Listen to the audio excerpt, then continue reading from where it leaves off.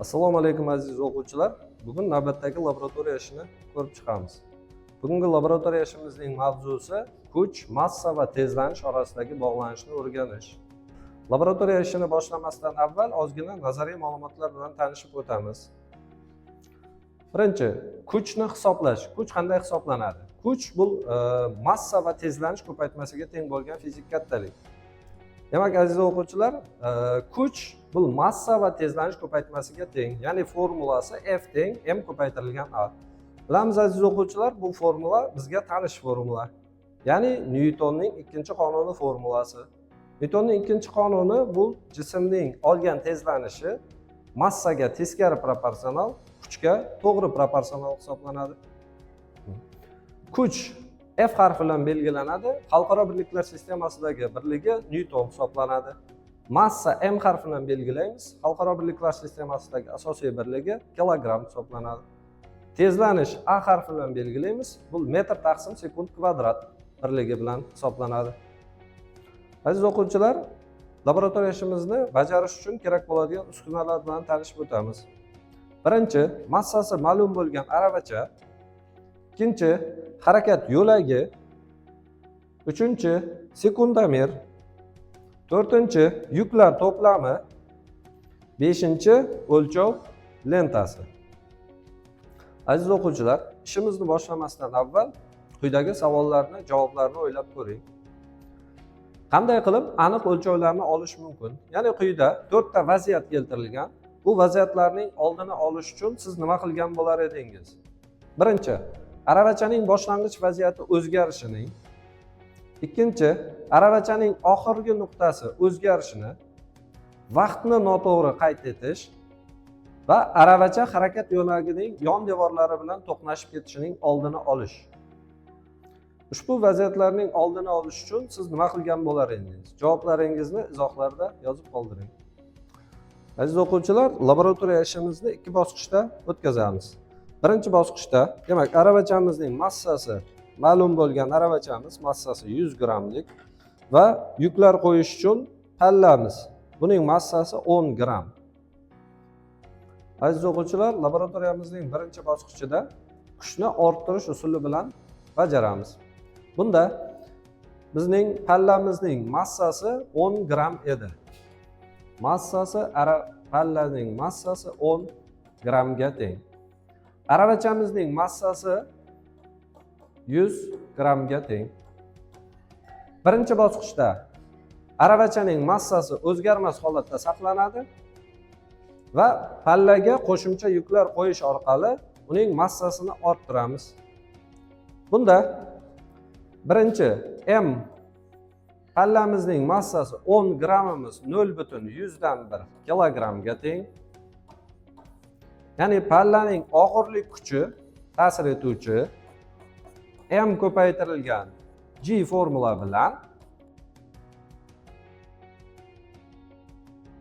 birinchi holatda aravachaga ta'sir qiluvchi kuchimiz 0,1 Nyutonga teng. Ya'ni bu ishimizni bajarishda 4 marta pallamizning og'irligini o'zgartirib, aravachaga ta'sir qiluvchi kuchni 4 xil holatda o'rganamiz. Biz o'quvchilar laboratoriyamizning birinchi bosqichida, demak, aravachaga ta'sir qiluvchi kuchni orttirish orqali o'rganamiz. Bunda birinchi holatda ta'sir etayotgan kuchimiz 0,1 Nyutonga teng. Aziz o'quvchilar, laboratoriya ishimizni boshlamasdan avval aravacha juda tez harakatlanishini hisobga olib, unga qo'shimcha yuk qo'shib olamiz. Ya'ni yana 100 gram yuk qo'shdim. Aravachamning umumiy massasi 200 gram bo'ldi. Endi aravachani boshlang'ich nuqtaga, belgilangan nuqtaga qo'yib olamiz. Bizning bosib o'tadigan masofamiz 50 sm hisoblanadi. Aziz o'quvchilar, laboratoriya ishimizni boshlaymiz. 1, 2, 3. Birinchi 50 sm masofani aravachamiz bosib o'tish uchun 2,92 sekund vaqt ketdi. Bu vaqtimizni jadvalga tushirib olamiz. 2,92 sekundga teng. Endi bu ishimizni yana takrorlaymiz. Endi arabachamizga ta'sir etuvchi kuchning qiymatini o'zgartirish uchun pallamizga yana 10 gram yuk qo'shib olamiz. Endi ishimizni davom ettiramiz. 1, 2, 3. Ikkinchi holatda arabachamizga ta'sir etuvchi kuch 0,2 newtonga teng bo'ldi. Bu holatda arabachamizning harakatlanish vaqti 1,51 sekundga teng.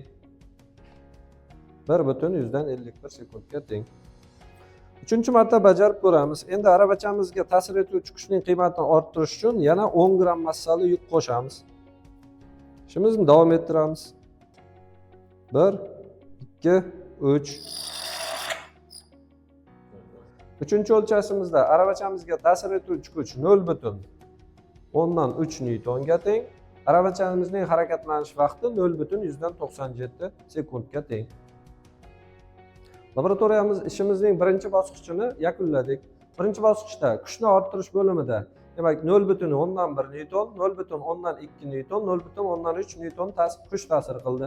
Bunda vaqtlarimiz 2,92 sekund, 1,51 sekund va 0,97 sekundni tashkil etdi. Demak, bunda aziz o'quvchilar, kuchimizning qiymati ortsa, vaqtimiz kamayyapti. Vaqtning kamayishi tezlanish ortishini bildiradi. Endi ishimizning ikkinchi bosqichini boshlaymiz. Bunda arabachamizga ta'sir etuvchi kuchning qiymatini o'zgartirmasdan aravacha massasini o'zgartiramiz. Ikkinchi bosqichda arabachamizning massasi 100 gram, ichidagi yukning massasi 100 gram, ya'ni arabachamizning birinchi holatdagi massasi 200 gram. Pallamizga 10 gram massali yukimizni qo'yamiz. Bunda arabachamizga ta'sir etuvchi kuchning qiymati 0,12 newtonga teng. Bu kuchni o'zgarmas holda saqlaymiz. Ishimizni boshlaymiz. 1, 2, 3. Birinchi o'lchashda arabachamizning massasi 0,12 kilogramga teng. 0,12 kilogram.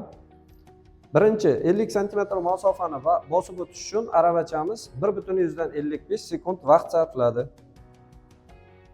Endi ishimizni ikkinchi marta bajaramiz. Bunda arabachamizning ichiga yana 100 gram massali yuk qo'yib olamiz va ishimizni boshlaymiz. 1, 2, 3. Ikkinchi o'lchashdagi natijalarimizni ham jadvalga tushirib olamiz. Bunda arabachamizning massasi 0,13 kilogramga teng. Sarflangan vaqt 2,28 sekundga teng. Endi uchinchi marta o'lchashimizni bajarib olamiz. Uchinchi marta bajarganimizda arabachamizga yana 50 gram massali yuk qo'shib ko'ramiz. Ishimizni boshlaymiz. 1, 2, 3. Uchinchi o'lchashimizning natijalarini jadvalga tushirib olamiz. Bunda arabachamizning massasi 0,35 kilogramga teng. Sarflangan vaqt 3,13 sekundga teng. Aziz o'quvchilar, arabachamizning massasi ortganda vaqt ham ortayapti. Demak, aravachaning olgan tezlanishi massaga teskari proporsional. Aziz o'quvchilar, tezlanishning vaqtga qanday bog'langanligini o'rganib olamiz. Bunda aravachamiz boshlang'ich holatida boshlang'ich tezligi 0 ga teng bo'lgani uchun S teng A kvadrat bo'lingan 2 formuladan A ni topib olamiz. A bu 2S bo'lingan T kvadratga teng. Ya'ni vaqt ortsa, tezlanish kamayadi. Vaqt kamaysa, tezlanish ortadi. Aziz o'quvchilar, laboratoriya ishimizdan umumiy xulosa chiqarib olamiz.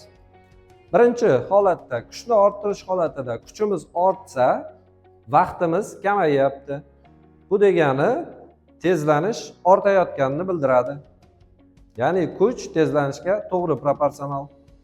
Ikkinchi holatda massamiz ortganda vaqtimiz ko'p sarflanyapti. Ya'ni massa tezlanishga teskari proporsional ekanini bildiradi. Aziz o'quvchilar, ushbu laboratoriya mashg'ulotimizni laboratoriya jihozlarisiz ham bajarib ko'rsangiz bo'ladi. Bunda maktabda fizika dasturiga kirsak, Nyutonning ikkinchi qonuni. Kiramiz Nyutonning ikkinchi qonuniga. Ana shu yerda xuddi shunday oyna ochiladi.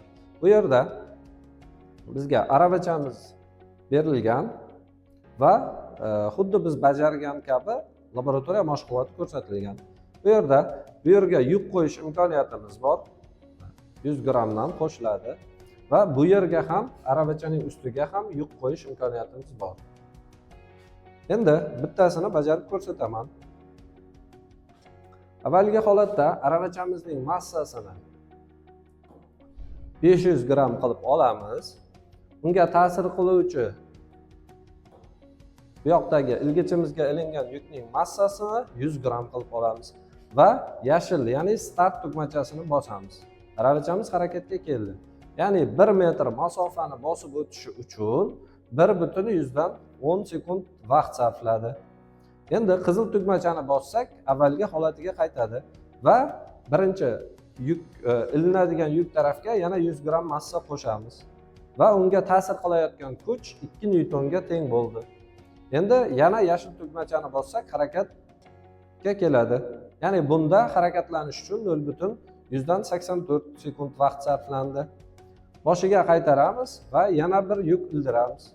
Ushbu yukimiz umumiy og'irligi 300 gramm bo'ldi, ya'ni og'irlik kuchi 3 nyutonga, aravachaga ta'sir qiluvchi kuchim 3 nyutonga teng bo'ldi. Endi yana bir marta bajaramiz. Bu yerda ta'sir qilish, harakatlanish vaqti 0,173 sekundga teng. Ya'ni vaqtimiz ta'sir qilayotgan kuch ortgani sari vaqt bu yerda ham kamayib boryapti. Xuddi laboratoriya mashg'ulotida bajarganimiz kabi.